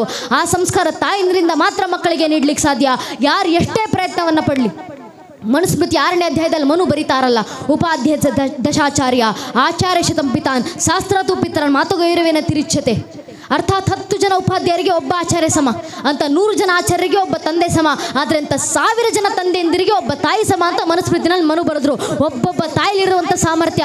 ಆದ್ರಿಂದ ತಾಯಂದಿರು ಜಾಗೃತರಾಗಿ, ಹೆಣ್ಣು ಮಕ್ಕಳು ಸಹ, ಯುವತಿಯರು ನೆನ್ಪಿಟ್ಕೊಳ್ಬೇಕು. ಯುವತಿಯರು, ಈ ಧರ್ಮದಲ್ಲಿ ನಾವು ಹೆಣ್ಣು ಮಕ್ಕಳನ್ನು ತಯಾರು ಮಾಡಿದ್ರೆ ಯಾವ ರೀತಿ? ಈ ಧರ್ಮದ ಹೆಣ್ಣು ಮಕ್ಕಳನ್ನ ಈ ಧರ್ಮ ಯಾವತ್ತಿಗೂ ಅಡುಗೆ ಮನೆಗೆ ಸೀಮಿತ ಮಾಡಲಿಲ್ಲ, ಮನೆ ಹೊಸಲಿನ ಒಳಗೆ ಸೀಮಿತ ಮಾಡಲಿಲ್ಲ. ನಾನು ಈ ಕ್ಷಣ ನಿಮ್ಮ ಮುಂದೆ ನಿಂತ್ಕೊಂಡು ಒಮ್ಮೆ ಮೊಘಲರ ರಾಣಿಯರನ್ನ ನೆನಪಿಸ್ಕೊಳ್ಳಿ ಅಂದ್ರೆ ನಮ್ಮ ಕಣ್ಮುಂದೆ ಯಾವ ಭಾವಚಿತ್ರ ಬರ್ಬೋದು? ಪರ್ದೆ ಹಿಂದ್ಗಡೆ ಕೈಯಲ್ಲೊಂದು ಗುಲಾಬಿ ಹಿಡ್ಕೊಂಡು ತನ್ನ ಪಾಡಿಗೆ ತಾನು ಅಂತಃಪುರದಲ್ಲಿ ಕೂತಿರುವಂಥ ಹೆಣ್ಣು ಮಕ್ಕಳ ನೆನಪಾಗ್ಬೋದು ನಮಗೆ. ನಾನು ಈ ಕ್ಷಣ ನಿಮ್ಮ ಮುಂದೆ ಒಮ್ಮೆ ಬ್ರಿಟಿಷರ ರಾಣಿಯರನ್ನ ನೆನಪಿಸ್ಕೊಳ್ಳಿ ಅಂದ್ರೆ ನಮ್ಮ ಕಣ್ಮುಂದೆ ಯಾವ ಭಾವಚಿತ್ರ ನೆನಪಾಗ್ಬೋದು? ಅಲಂಕಾರ ಮಾಡಿಕೊಂಡು ವಜ್ರ ವೈಡೂರ್ಯಗಳನ್ನ ತೊಟ್ಕೊಂಡು ತನ್ನ ಅರಮನೆ ತನ್ನ ಪಾಡಿಗೆ ತಾನು ಕೂತಿರುವಂಥ ಹೆಣ್ಣು ಮಕ್ಕಳ ಭಾವಚಿತ್ರ ನಮಗೆ ನೆನಪಾಗ್ಬೋದು. ಅದೇ ನಾನು ಈ ಕ್ಷಣ ಒಮ್ಮೆ ಹಿಂದೂ ರಾಣಿಯರನ್ನು ನೆನಪಿಸ್ಕೊಳ್ಳಿ ಅಂದರೆ ನಮ್ಮ ಕಣ್ಮುಂದೆ ಅಲಂಕಾರ ಮಾಡಿಕೊಂಡು ಗುಲಾಬಿ ಹಿಡ್ಕೊಂಡು ಅಂತಃಪುರ ಅರಮನೆಯಲ್ಲಿ ತನ್ನ ಪಾಡಿಗೆ ತಾನು ಕೂತಿರುವಂಥ ಹೆಣ್ಣು ಮಗಳ ನೆನಪಾಗೋದಿಲ್ಲ. ಹಿಂದೂ ರಾಣಿಯರು ಅಂದ ಕೂಡಲೇ ಕಚ್ಚೆ ಸೀರೆಯನ್ನು ತೊಟ್ಟು ಕೈಲಿ ಬಿಚ್ಚುಗತ್ತೆಯನ್ನು ಹಿಡಿದು ಠ್ಯಾಕರೆ ಕತ್ತನ್ನು ಕತ್ತರಿಸಿ ತನ್ನ ಅಗಸಿ ಬಾಗ್ಲಿಗೆ ತನ್ನೇ ತಾಕಿ ತಾಕತ್ತಿದ್ರೆ ಯುದ್ಧಕ್ಕೆ ಬನ್ನಿ ಅಂತ ಬ್ರಿಟಿಷರ ವಿರುದ್ಧ ಗರ್ಜಿಸಿದಂಥ ಕಿತ್ತೂರಿನ ರಾಣಿ ಚೆನ್ನಮ್ಮನಂತ ಹೆಣ್ಣು ಮಕ್ಕಳ ನೆನಪಾಗುತ್ತೆ ನಮಗೆ. ಈ ಧರ್ಮದಲ್ಲಿ ನಾವು ಹೆಣ್ಣು ಮಕ್ಕಳನ್ನು ತಯಾರಿಸಿದಂಥ ರೀತಿ ಅಂತದ್ದು. ಈ ಧರ್ಮದಲ್ಲಿ ಹುಟ್ಟಿದಂಥ ಹೆಣ್ಣು ಮಕ್ಕಳು ಕಿತ್ತೂರಿನ ರಾಣಿ ಚೆನ್ನಮ್ಮನಂತೆ ತಯಾರಾದ್ರು. ಈ ಧರ್ಮದಲ್ಲಿ ಹುಟ್ಟಿದಂಥ ಹೆಣ್ಣು ಮಕ್ಕಳು 20 ವರ್ಷ ಅರಿಯದ ಹೆಣ್ಣು ಮಕ್ಕಳು ಏಕಾಂಗಿಯಾಗಿ ಕೈಯಲ್ಲೊಂದು ಒನಕೆಯನ್ನು ಹಿಡಿದು ನಿಂತು ಹೈದರಾಳಿ ಸೈನಿಕರ ನರಮೇಧವನ್ನು ಮಾಡಿದಂಥ ಒನಕೆ ಓಬವ್ವನಂತ ಹೆಣ್ಣು ಮಕ್ಕಳನ್ನು ತಯಾರು ಮಾಡಿದಂಥ ಧರ್ಮ ನಮ್ಮದು. ಈ ಧರ್ಮದಲ್ಲಿ ಹುಟ್ಟಿದಂಥ ಹೆಣ್ಣು ಮಕ್ಕಳು ಕ್ಷಾತ್ರ ತೇಜಸ್ಸು ಮಾತ್ರ ಅಲ್ಲ, ಜ್ಞಾನ ಪರಂಪರೆನಲ್ಲೂ ಒಬ್ಬ ಅಕ್ಕ ಮಹಾದೇವಿಯ ಉದಾಹರಣೆ ಸಾಕು. ಶೂನ್ಯ ಪೀಠದ ಮುಂದೆ ನಿಂತಂತ ಅಕ್ಕ ಮಹಾದೇವಿಗೆ ಶೂನ್ಯ ಪೀಠದ ಮೇಲೆ ಕೂತಿದಂತ ಅಲ್ಲಮ್ಮ ಪ್ರಭುಗಳು ಮಾಡಿದಂತ ಮೊದಲನೇ ಪ್ರಶ್ನೆ, ನಿನ್ನ ಪತಿಯ ಹೆಸರೇನು ತಾಯಿ? ಅಲ್ಲಮ್ಮ ಪ್ರಭುಗಳಿಗೆ ಸತ್ಯ ಗೊತ್ತು, ಆದರೆ ಉಳಿದ ಶರಣರಿಗೆ ಸತ್ಯ ದರ್ಶನ ಆಗಲಿ ಅನ್ನೋ ಕಾರಣದಿಂದ ಅಲ್ಲಮ್ಮ ಪ್ರಭುಗಳು ಮಾಡಿದಂತ ಪ್ರಶ್ನೆ, ನಿನ್ನ ಗಂಡನ ಹೆಸರೇನು? ಆಗ ಅಕ್ಕ ಮಹಾದೇವಿ ಶೂನ್ಯ ಪೀಠದ ಮುಂದೆ ನಿಂತು ಎಲ್ಲ ಶರಣರ ಮುಂದೆ ಉತ್ತರವನ್ನು ಕೊಡ್ತಾರೆ. ಹಿಯಕ್ಕೊಬ್ಬ ಗಂಡ ಪರಕ್ಕೊಬ್ಬ ಗಂಡನೇ, ಏನಿಗೆ ಚನ್ನಮಲ್ಲಿಕಾರ್ಜುನ ಒಬ್ಬನೇ ಗಂಡನಯ್ಯ ಅಂತ ಅಂಥ ಭಕ್ತಿಯ ಪರಾಕಾಷ್ಠೆಯನ್ನು ಮುಟ್ಟಿದಂಥ ಹೆಣ್ಣು ಮಕ್ಕಳನ್ನು ತಯಾರು ಮಾಡಿದಂಥ ಧರ್ಮ ನಮ್ಮದು. ಆ ಪರಂಪರೆನ ನಾವು ಹುಟ್ಟಿದ್ದೀವಿ ಅಂದ ಮೇಲೆ ನಮ್ಮ ಮೇಲೆ ಧರ್ಮ ಉಳಿಸುವಂಥ ಜವಾಬ್ದಾರಿ ಇನ್ನೆಷ್ಟು ವಿಶಾಲ ಮಟ್ಟದಿದೆ. ನಾವಿನ್ನೆಷ್ಟು ಹೆಮ್ಮೆ ಪಡಬೇಕು. ಅಂತ ಸನಾತನ ಧರ್ಮದಲ್ಲಿ ಹುಟ್ಟಿರುವಂಥ ಹೆಣ್ಣು ಮಕ್ಕಳು ನಮ್ಮ ಪರಂಪರೆಯನ್ನು ನೆನಪಿಸ್ಕೊಂಡು ಜಾಗೃತರಾಗಿ ನಮ್ಮ ರಕ್ತದ ಪರಿಚಯ ನಮಗಾಗಲಿ. ಪ್ರತಿ ಬಾರಿ ಕೇಸರಿಯನ್ನ ನೋಡಿದಾಗ ಹಣೆ ಕುಂಕುಮ ತಿಲಕವನ್ನು ಇಡಬೇಕಾದ್ರೆ ನಮ್ಮ ಹೆಣ್ಮಕ್ಳಿಗೆ ನೆನಪಾಗಬೇಕು. ಹಣೆಗೆ ವಿಭೂತಿ ಪಟ್ಟೆಯನ್ನು ಬಳಿಬೇಕಾದ್ರೆ ಪ್ರತಿಯೊಬ್ಬ ಹಿಂದುವಿಗೂ ನೆನಪಾಗಬೇಕು. ಕಾಟಾಚಾರಕ್ಕೆ ಹಣೆ ಕುಂಕುಮ ತಿಲಕ ವಿಭೂತಿ ಇಡ್ತಿಲ್ಲ, ಕಾಟಾಚಾರಕ್ಕೆ ಕೈಯಲ್ಲಿ ರಕ್ಷೆಯನ್ನು ತೊಟ್ಕೊಂಡು ಓಡಾಡ್ತಿಲ್ಲ, ಕಾಟಾಚಾರಕ್ಕೆ ಊರು ತುಂಬ ಕೇಸರಿ ತೋರಣಗಳನ್ನ ಭಗವದ್ಧ್ವಜವನ್ನು ಕಟ್ಟಿಲ್ಲ. ಆ ತಿಲಕ, ಆ ಕುಂಕುಮ, ಆ ವಿಭೂತಿ ಒಂದು ಸಂಕೇತ. ಯಾವುದರ ಸಂಕೇತ? ಒಬ್ಬ ಕವಿಗಳು ಬಹಳ ಸುಂದರವಾಗಿ ಹೇಳಿದ್ದಾರಲ್ಲ, ये है देखो राजपुताना नाज से तलवारों पे, इसने अपना जीवन काटा बर्जी तीर कटारों पे, कूद पड़ी थी यहाँ हजारों पद्मिनियां अंगारों पे, इस मिट्टी का कण कण कह रहा आजादी की नारा, इस मिट्टी का कण कण बोल रहा कुर्बानी की गाथा, इस मिट्टी से तिलक करो ये धरती है बलिदानों के ಅಂತ ಕವಿಗಳು ಹೇಳಿದ್ರಲ್ಲ. ಆ ಕುಂಕುಮ ಸಂಕೇತ ಯಾವುದರ ಸಂಕೇತ? ನಮ್ಮ ಮೇಲಾದಂಥ ಸಾವಿರಾರು ವರ್ಷಗಳ ದಾಳಿಯ ನಂತರವೂ ಅಸಂಖ್ಯ ಆಕ್ರಮಣಗಳ ನಂತರವೂ ನೂರಾರು ಕಷ್ಟ ನಷ್ಟಗಳ ನಡುವೆಯೂ ಇವತ್ತಿಗೂ ತಲೆ ಎತ್ತಿ ತರವೆತ್ತಿ ನಿಂತಿರುವಂಥ ಮೃತ್ಯುವನ್ನು ಮಣಿಸಿ ಜೀವಿಸ್ತಾ ಇರುವಂಥ ಮೃತ್ಯುಂಜಯ ಸನಾತನ ಹಿಂದೂ ಧರ್ಮದ ಕ್ಷತ್ರಿಯ ಪರಂಪರೆ ಸಂಕೇತ ಕುಂಕುಮ. ಅದಕ್ಕೆ ಹಳೆ ಕುಂಕುಮ ತಿಲಕ ವಿಭೂತಿ ಇಡಬೇಕಾದ್ರೆ ಸ್ವಾಭಿಮಾನ ಬರ್ಬೇಕು ಹಿಂದೂಗಳಲ್ಲಿ ಅಂತ ನಮ್ಮ ಪೂರ್ವಿಕರು ಹೇಳಿಕೊಟ್ರು. ಆ ಸ್ವಾಭಿಮಾನ ನಮ್ಗೆ ಅರ್ಥ ಆಗಬೇಕು, ನಮ್ಮ ಇತಿಹಾಸದ ಪರಿಚಯ ನಮ್ಗೆ ಅರ್ಥ ಆಗಬೇಕು, ನಮ್ಮಲ್ಲಿ ಹರಿತಾ ಇರುವಂಥ ರಕ್ತದ ಕಣದ ಪರಿಚಯ ನಮ್ಗಾಗಬೇಕು. ಹಿಂದೂಗಳ ಪರಿಚಯ ಯಾವುದು?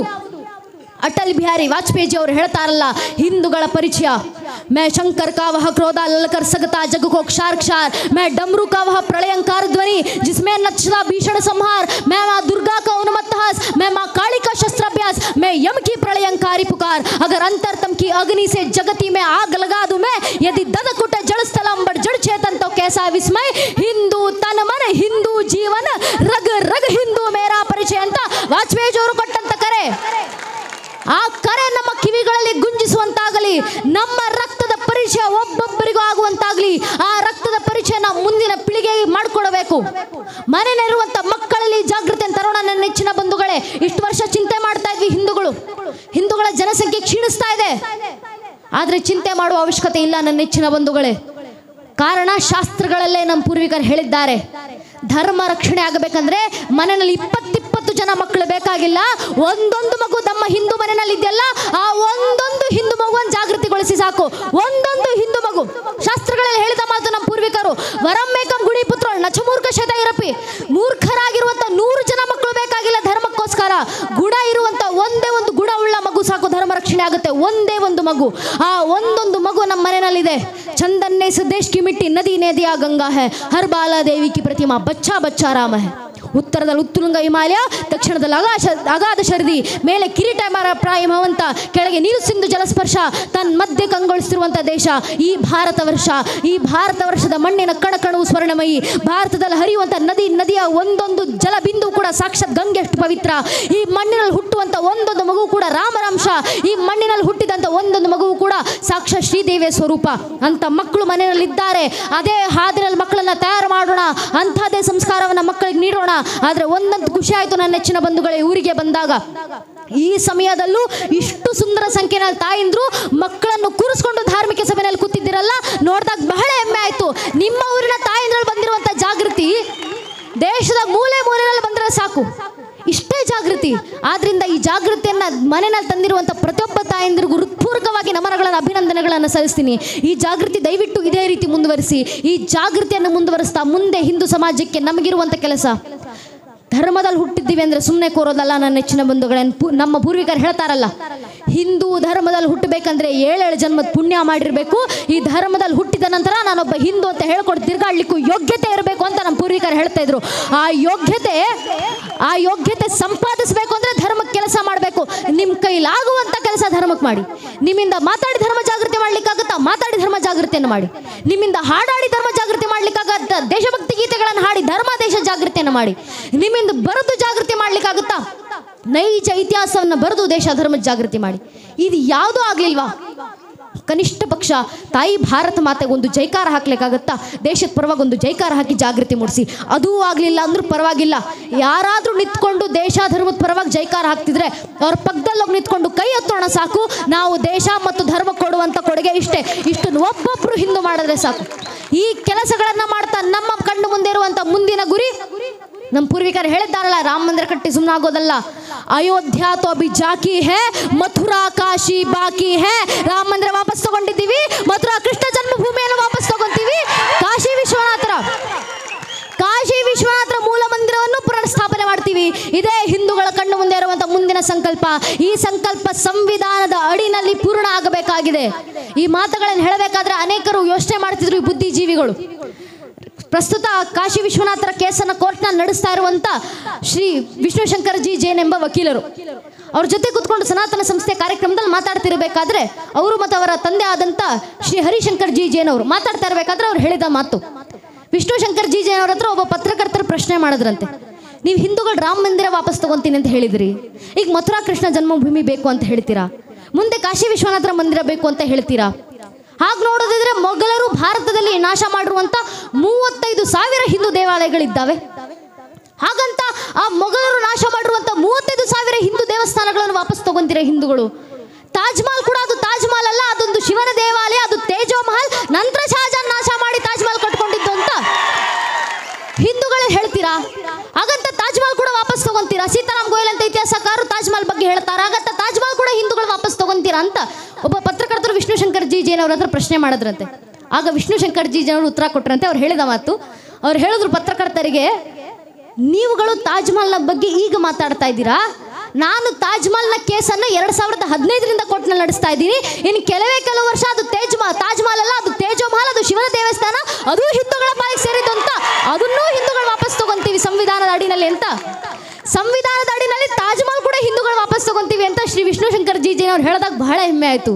ಹಿಂದೂಗಳ ಜಾಗೃತಿಯ ಪ್ರತಿಫಲ, ಭಗವಂತನ ದಯೆಯ ಪ್ರತಿಫಲ.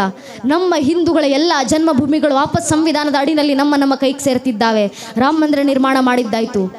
ಕಾಶ್ಮೀರದಲ್ಲಿ ತಾಯಿ ಶಾರದಾ ಪೀಠವನ್ನು ಪುನರ್ಜೀವನಗೊಳಿಸಿದ್ದಾಯಿತು. ಭಾರತದಲ್ಲಷ್ಟೇ ಅಲ್ಲದೆ ದೂರದ ಅಬುದಾಬಿನಲ್ಲೂ ಸ್ವಾಮಿನಾರಾಯಣ ದೇವಸ್ಥಾನವನ್ನು ಪ್ರತಿಷ್ಠಾಪನೆ ಮಾಡಾಯಿತು ಹಿಂದೂಗಳು. ಇಷ್ಟು ಜಾಗೃತಿ ಹಿಂದೂ ಸಮಾಜದಲ್ಲಿ ಬಂದಿದೆ. ಭಗವಂತನ ದಯೆಯಿಂದ ಈ ಜಾಗೃತಿ ಹೀಗೆ ಮುಂದುವರಿಲಿ. ಇಷ್ಟು ವರ್ಷ ನಮ್ಮ ಪೂರ್ವಿಕರು ಕೊಟ್ಟಂತ ಕರೆ, ರಾಮ್ಲಲ್ಲ ಅಮ್ಮ ಹಂಗೆ, ಮಂದಿರ ವಹಿ ಬನಾಯಂಗೆ. ಈಗ ನಮ್ಮ ತಲೆಮಾರು ಕರೆ ಕೊಡಬೇಕಾಗಿದೆ. ಕೃಷ್ಣಲಲ್ಲ ಅಮ್ಮ ಹಂಗೆ, ಮಾಖನ್ ವಹಿ ಚಢಾಯಂಗೆ. ಮಥುರಾ ಕೃಷ್ಣ ಜನ್ಮಭೂಮಿನಲ್ಲೇ ಸಂವಿಧಾನದ ಅಡಿನಲ್ಲಿ ಮತ್ತೊಮ್ಮೆ ಕೃಷ್ಣ ಜನ್ಮಭೂಮಿಯ ಪ್ರತಿಷ್ಠಾಪನೆಯನ್ನು ಹಿಂದೂ ಸಮಾಜ ಮಾಡಲಿಕ್ಕಿದೆ.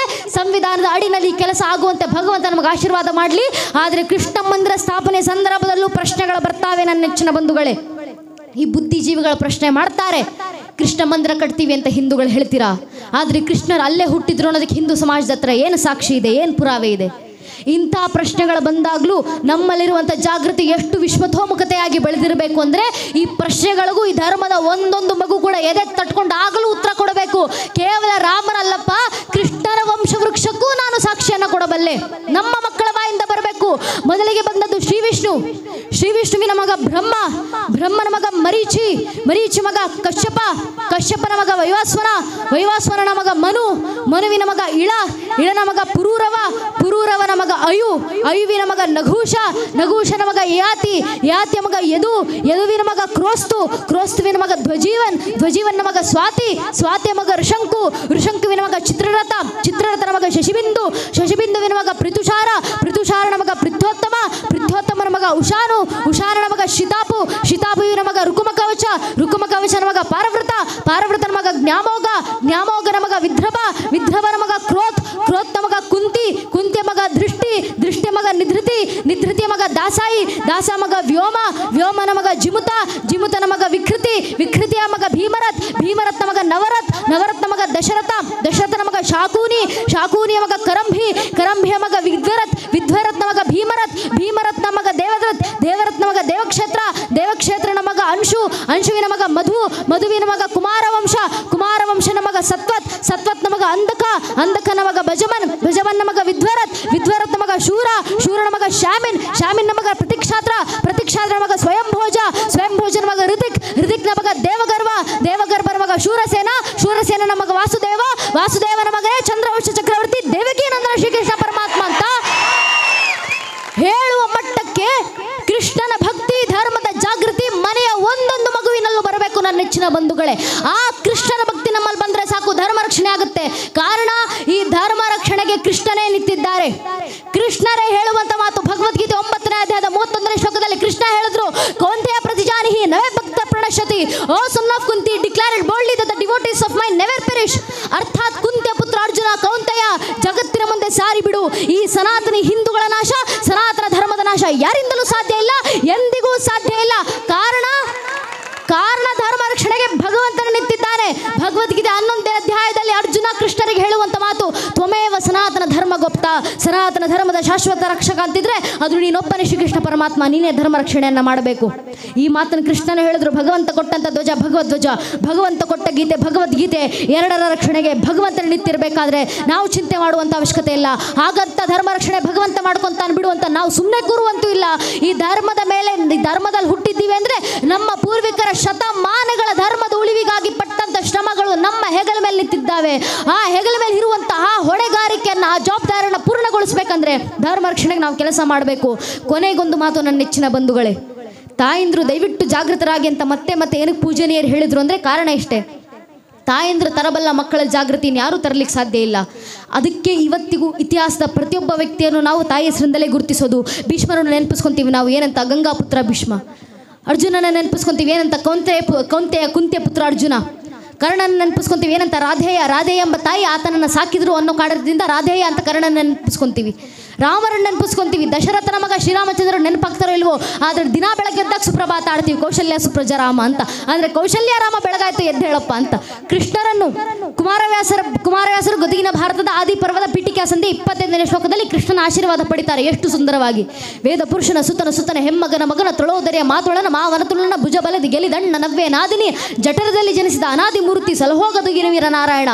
ಅರ್ಥಾತ್ ವೇದ ಪುರುಷ ಬ್ರಹ್ಮನ ಮಗ ಮರೀಚ ಮಗ ಪೂರ್ಣಿಮನ ಸಹೋದರ ಕಶ್ಯಪರ ಹಿರಿಯ ಮಗ ಇಂದ್ರನ ಮಗ ಅರ್ಜುನನ ತೊಳೋದರಿ ಅಂದರೆ ಪತ್ನಿ, ಅರ್ಜುನನ ಪತ್ನಿಯ ಸೋದರ ಮಾವ ಕಂಸನ ಮಾವ ಜರಾಸಂಧ ಅಂತ ಜರಾಸಂಧನನ್ನು ಭುಜಬಲದಿ ಗೆಲ್ಲಿದವ, ತನ್ನ ತೋಳ್ಬಲದ ತಾಕತ್ತಿಂದ ಸೋಲಿಸಿದವ ಭೀಮನ ಅಗ್ರಜ ಯುಧಿಷ್ಠಿರನ ತಾಯಿ ಕುಂತಿಯ ನಾದಿನಿ ದೇವಕಿ.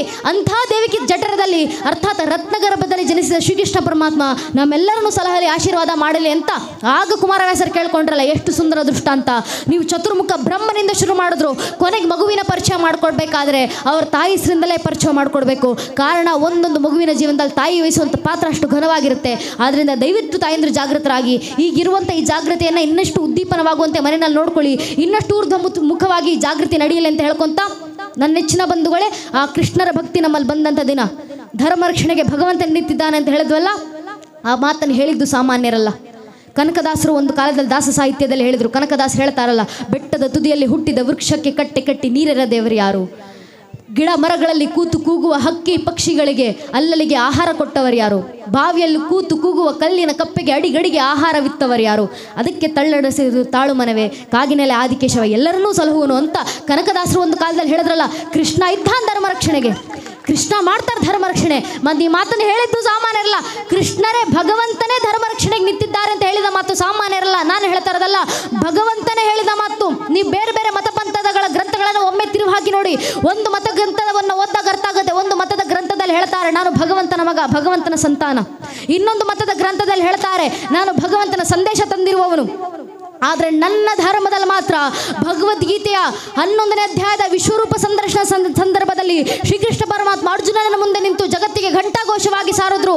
ಆತ್ಮ ಗುದಾಕೇಶ ಸರ್ವಭೂತ ಶಸ್ಥಿತ ಆದಿಶ್ಯ ಮಧ್ಯಂಚ ಭೂತಾನವಂತ ಏವಚ. ಅರ್ಜುನ, ಆದಿಯೂ ನಾನೇ, ಅಂತ್ಯವೂ ನಾನೇ, ಭೂತಕಾಲವೂ ನಾನೇ, ಭವಿಷ್ಯತ್ ಕಾಲವೂ ನಾನೇ, ಪ್ರಸ್ತುತವ ಕಾಲವೂ ನಾನೇ. ಜಗತ್ತಿನ ಪ್ರಕೃತಿಯ ಅಣು ರೇಣು ತೃಣ ಕಾಷ್ಟೆ ಕಣದಲ್ಲೂ ವಾಸಿಸುವಂತ ಆತ್ಮಗಳನ್ನು ನಿಗ್ರಹಿಸುವಂತ ಪರಮಾತ್ಮ ಭಗವಂತ ಅಂತ ಯಾರಾದ್ರೂ ಇದ್ರೆ ಆದ್ರೂ ನಾನೊಬ್ಬನೇ ಇದನ್ನು ಜಗತ್ತಿಗೆ ಘಂಟಾಘೋಷವಾಗಿ ಸಾರಿಬಿಡುವಂತ ನಾನೇ ಭಗವಂತ ಅಂತ ಒಪ್ಪಿಕೊಂಡಂತ ಏಕೈಕ ಧರ್ಮ, ನಾನೇ ಭಗವಂತ ಅಂತ ಒಪ್ಪಿಕೊಂಡಂತ ಏಕೈಕ ಧರ್ಮ ಅದು ನಮ್ಮ ಸನಾತನ ಧರ್ಮ ಮಾತ್ರ. ಇಂಥ ಧರ್ಮದಲ್ಲಿ ಹುಟ್ಟಿದ್ದೀವಿ ನಾವು. ಈ ಧರ್ಮವನ್ನು ಉಳಿಸಿಕೊಂಡು ಮುಂದಿನ ಪೀಳಿಗೆ ಕೊಡುವಂಥ ಜವಾಬ್ದಾರಿ ನಮ್ಮೆಲ್ಲರ ಮೇಲಿದೆ. ಆದ್ರಿಂದ ಜವಾಬ್ದಾರಿನ ಪಾಲಿಸೋಣ ಅಂತ ಹೇಳ್ತಾ, ನನ್ನ ನೆಚ್ಚಿನ ಬಂಧುಗಳೇ, ಧರ್ಮ ಕಾರ್ಯದಲ್ಲಿ ನಮ್ಮ ಕೈಲಾಗುವಂಥ ಕೆಲಸವನ್ನು ಧರ್ಮಕ್ಕೋಸ್ಕರ ಮಾಡೋಣ. ಧರ್ಮ ದೇಶದ ಕಾರ್ಯವನ್ನು ಮಾಡ್ತಾ ಈ ಧರ್ಮದಲ್ಲಿ ಹುಟ್ಟಿರೋದಕ್ಕೂ ಜೀವನ ಸಾರ್ಥಕವಾಗಲಿ ಅಂತ ಕೇಳ್ಕೊಂತ, ನನಗೆ ಎರಡು ಮಾತನಾಡಲಿಕ್ಕೆ ಅವಕಾಶ ಮಾಡಿಕೊಟ್ಟಂತ ಜಾಗೃತಿ ಕೆಲಸ ಆಗಬೇಕಂತ ಮನೆ ಕೆಲಸವನ್ನು ಬಿಟ್ಟು ಬಂದು ಧರ್ಮದ ಕೆಲಸ ಮಾಡ್ತಿರ್ತಾರೆ. ಆ ಕಾರ್ಯಕರ್ತ ಅಣ್ಣಂದ್ರಿಗೆ ನಾವು ಏನು ಸಲ್ಲಿಸ್ತೀವೋ ಇಲ್ವೋ, ಆದರೆ ನಮ್ಮ ಶಾಸ್ತ್ರಗಳಲ್ಲಿ ನಮ್ಮ ಪೂರ್ವಿಕರು ಹೇಳಿದ್ದಾರೆ ಮಾತು, ಧರ್ಮೋ ರಕ್ಷಿತಃ. ಯಾರು ಧರ್ಮ ರಕ್ಷಣೆ ಮಾಡ್ತಾರೋ ಅವರ ರಕ್ಷಣೆಗೆ ಧರ್ಮವೇ ನಿಂತಿರುತ್ತೆ ಅಂತ ನಮ್ಮ ಪೂರ್ವಿಕರು ಶಾಸ್ತ್ರಗಳಲ್ಲಿ ಹೇಳಿರುವಂಥ ಮಾತು. ಆ ಮಾತಿಗೆ ಸಾಕ್ಷಿ ಆಗುವಂತೆ ಧರ್ಮ ರಕ್ಷಣೆಗೆ ಇಡೀ ಯೌವನವನ್ನು ಮುಡಿಪಾಗಿಟ್ಟಿರುವಂಥ ಆ ಕಾರ್ಯಕರ್ತರ ರಕ್ಷಣೆಗೆ ನಾವು ಬೆನ್ನೆಲುಬಾಗಿ ನಿಲ್ಲೋಣ. ನಾವು ಸಮಸ್ತ ಹಿಂದೂ ಬಾಂಧವರು ಗ್ರಾಮಸ್ಥರು ಆ ಕಾರ್ಯಕರ್ತರಿಗೆ ಬೆಂಬಲವನ್ನು ನೀಡ್ತಾ, ದಯವಿಟ್ಟು ಏನು ಮಾಡ್ತಿರೋ ಇಲ್ಲೋ, ಕಾರ್ಯಕ್ರಮದಿಂದ ವಾಪಸ್ ಹೋಗಬೇಕಾದ್ರೆ ನಿಮ್ಮ ಸುತ್ತಮುತ್ತ ಹೆಗಲ ಮೇಲೆ ಕೇಸರಿ ಶಲ್ಯ ಹಾಕೊಂಡು ನಿಡ್ತಿರ್ತಾರಲ್ಲ, ಆ ಕಾರ್ಯಕರ್ತರ ಹತ್ರ ಬನ್ನಿ. ಊರಲ್ಲಿ ಓಡಾಡ್ತಾ ಇರಬೇಕಾದ್ರೆ ಕಾರ್ಯಕರ್ತರು ಸಿಕ್ಕಿದ್ರೆ ಅವ್ರ ಹೆಗಲನ್ನು ತಟ್ಟಿ, ಮನೆ ಕೆಲಸ ಬಿಟ್ಟು ಧರ್ಮದ ಕೆಲಸ ಮಾಡ್ತಾ ಇದೆಯಲ್ಲಪ್ಪ, ನೀನು ಯವ್ವನ ಧರ್ಮಕ್ಕೋಸ್ಕರ ಮುಡಿಪಾಗಿಟ್ಟಿದ್ದೆಲ್ಲ ನೋಡಿದ್ರೆ ಹೆಮ್ಮೆ ಆಗುತ್ತೆ ಅಂತ ಅವ್ರ ಬೆನ್ನು ತಟ್ಟಿ ಶಬಾಷ್ ಅಂತ ಹೇಳಿ ಸಾಕು. ನಾವು ಊರಿನ ಜನರಾಗಿ ಆ ಕಾರ್ಯಕರ್ತರು ಕೊಡುವಂಥ ಬೆಂಬಲ ಅಷ್ಟನ್ನು ಸಮಸ್ತ ಊರಿನ ಜನರು ಮಾಡೋಣ ಅಂತ ಹೇಳ್ತಾ, ಕಾರ್ಯಕರ್ತ ಅಣ್ಣಂದರಿಗೆ ವಿಶೇಷವಾಗಿ ನಮನಗಳನ್ನು ಸಲ್ಲಿಸ್ತಾ, ಗುರು ಮಹಾರಾಜು ಶಾರದಾ ಮಾತೆ ನನಗೆ ಆಡಿಸಿರುವಂಥ ಎರಡು ಮಾತನ್ನು ಕೇಳಿಸ್ಕೊಂಡಂಥ ಪರಮ ಪೂಜ್ಯನೇ ದಿವ್ಯತ್ರಿಯರಿಗೆ, ದೇಶಭಕ್ತ ಬಾಂಧವರಿಗೆ, ಮಾತಾ ಭಗಿಣಿಯರಿಗೆ, ಅಕ್ಕ ಅಣ್ಣಂದರಿಗೆ ಹಾಗೂ ಇಡೀ ಕಾರ್ಯಕ್ರಮದಲ್ಲಿ ನಮಗೆ ಸಾಕ ನೀಡಿರುವಂಥ ಆರಕ್ಷಕ ಬಾಂಧವರಿಗೆ, ಪತ್ರಕರ್ತ ಬಂಧುಗಳಿಗೆ ಹಾಗೂ ಎಲ್ಲ ಹಿರಿಕಿರಿಯರ ಪಾದಗಳಿಗೆ ಮತ್ತೊಮ್ಮೆ ನಾನು ಹಣೆ ಹೆಚ್ಚು ನಮಸ್ಕರಿಸ್ತೇನೆ. ನನ್ನ ನೆಚ್ಚಿನ ಬಂಧುಗಳಿಗೆ ಎಲ್ಲರೊಮ್ಮೆ ಜಯಕಾರ ಹಾಕ್ಬಿಡೋಣ.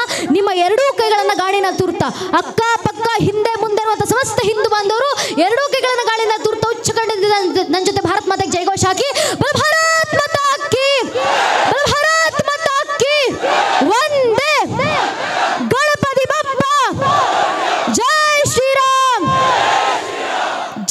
ವಂದೇ ಮಾತರಂ.